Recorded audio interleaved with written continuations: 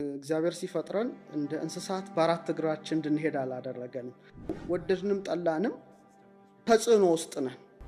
ከግዙፍ አካልና ከረቂቅ አካል ጋር ግንኙነት አለ።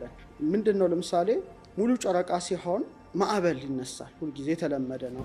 ምን ይላል? ከምትጠላው ሰው ጋራ 5 ደቂቃ ብትቀመጥ 5 ሰዓት የቆየህ ይመስልሃል የሚለው አለ።